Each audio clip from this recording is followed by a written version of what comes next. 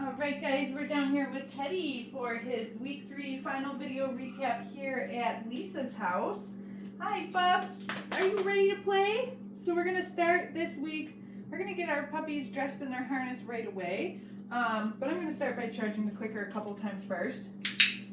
Yeah, there you go, Teddy. Let's just do that twice in a row. Good boy. Ooh, and actually, you are not as big as Bleecker, so we're gonna switch the harness that we're using. So I've got a little leash here. What we introduced with the harnesses this week is being attached to the leash. So I'm putting it on the extra small harness. All right, Teddy, you are waiting patiently. Good boy. All right, so I've already got the leash attached. Pro tip, it's one less thing you gotta do once it's on the dog. Or you could just attach it before you set them down on the ground. Ready? Come here. Okay. Yeah, got a little bit smaller harness for you. Get those feet through. Oh, good boy. Oh yeah, this one like just fits you now. It'll probably be the next size up next week if I had to guess. You'll have the next size go with Marissa. There we go. That fits you perfect right now. Okay, so now that he's got the harness on, he's got the leash on, we're gonna let him drag it around a little bit. We're gonna play a little bit of the flying cookie game, okay? I just wanna see that he's okay with being like kind of connected to something, right? So there's our cookie, go get it. Teddy, wow, look at you, speedy boy. Look at you, get it. Teddy, wow, good puppy. Get it. Teddy, woohoo. Yeah, you like that game. All right, so now we're gonna move into following a food lure, just like we've been doing since week 1. Only difference is I'm gonna pick up the leash in my clicker hand. Good, man. And we're gonna move him around on the leash. Good job, buddy. So leash and clicker are in one hand. The food is in my opposite hand. Good job, Teddy. And we can start to teach him what it means to be on a leash, right? Pretty cool. Let's do the same thing, but just switch hands so you can practice walking on different sides. Show him the food, pick up the leash. Good boy, Teddy. Yeah, there we go. Good job. And you could do this all over your house, right? Even though the weather is bad outside, or if you live in the city and you don't want to put your puppy on the ground just yet all over the city before they finish their vaccination series, definitely work on getting them used to the leash at this age. And that's how you can do it, is just like this, up and down a hallway, throughout different rooms in your house, right? Have them walk all over with you. Good boy. Okay, so let's take this off for now. I pick you up again. Teddy's a smart little boy. Ooh. That leash on your nose. All right, set you down. Good job, bub. And let's practice some of our hand targets. Teddy, touch. Yes. Look at you. Touch. Good job, Bubs. Good job. One more of those. Touch. Wow, he's so smart. Good boy. Okay, Teddy, ready? Sit. Oh my goodness.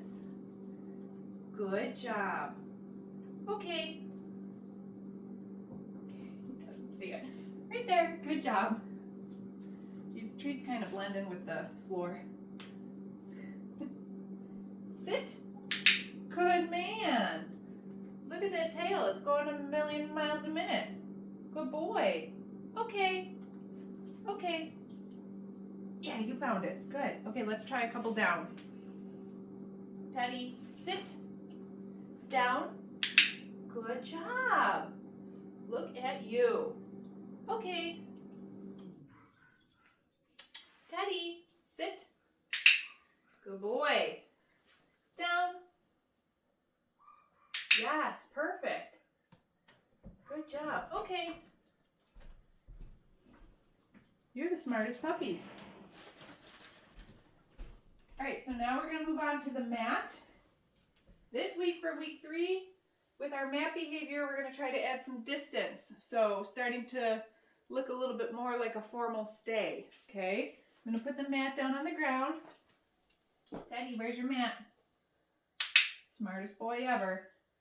Very good. I clicked the clicker, but I'm just going to lure him to get onto the mat a little bit more square.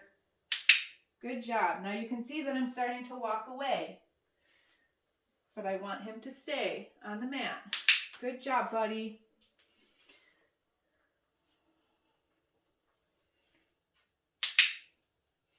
Good boy. Very good job. You can see there's a little hole in our mat now. My guess is that while all the puppies were down, go back on your mat. I didn't give him his okay yet, so I'm just going to have him come back to the mat here, and I'm not going to feed him right away. That little butt is hanging off. Good boy. Now I'll feed you, and I'm going to get him on a little bit better. There we go. Let's try one more. Look at you.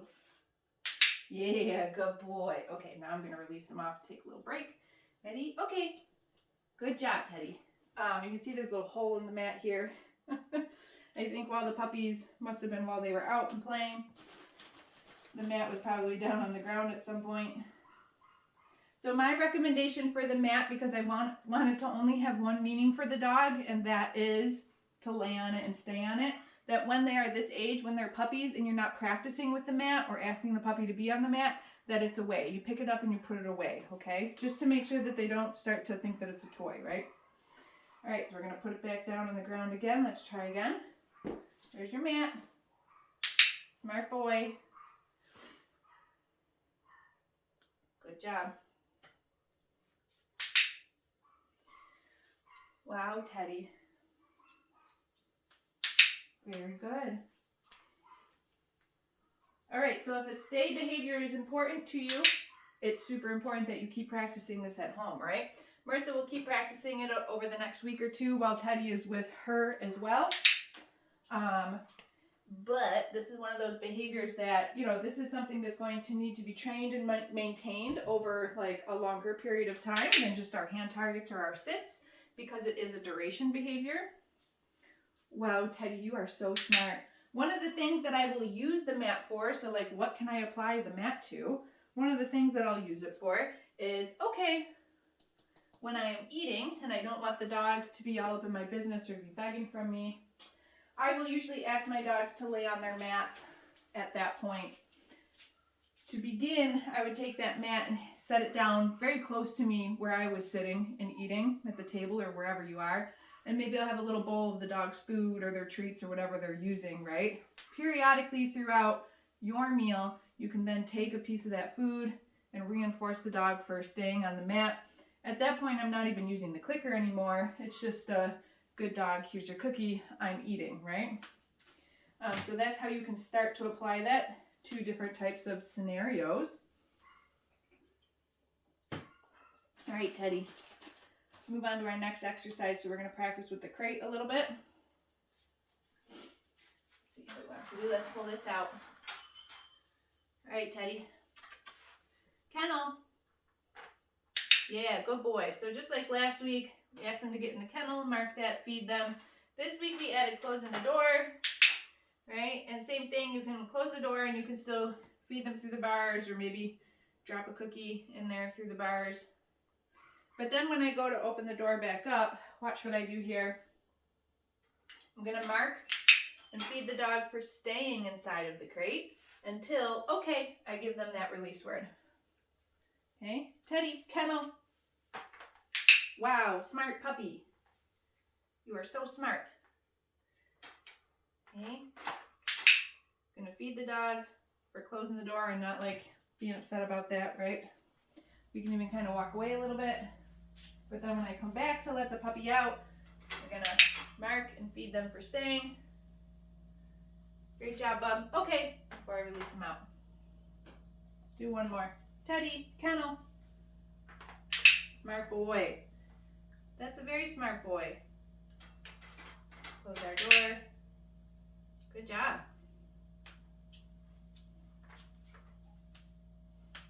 You're so cute, Teddy. Yeah, there you go. Okay. Good job, Bubs. Oh, I don't think you saw that. It's right here. Good boy. All right, we're closing that up so that you don't go back in it again. These puppies love their crates now. Last exercise for the day. We introduced noisy grooming tools this week. Okay, so what I want to make sure is that our puppy isn't scared or nervous by the sound of something like the clipper blades before they have to go to their first grooming appointment, right? So this is something that I'll throw into the mix with their training exercises.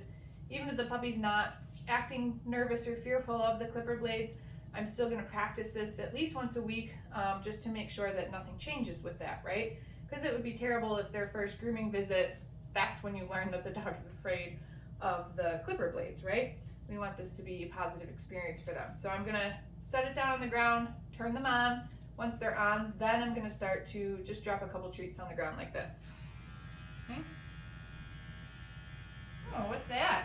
And the dog very well may want to come over and check them out like he's doing right now. I'm going to show him that there's the food on the ground. There it is. Yeah, good boy. Okay, and after he eats all the food, then I'm going to go ahead and turn them off, okay? So this might give the puppy a chance to also check them out while they're off if they want to.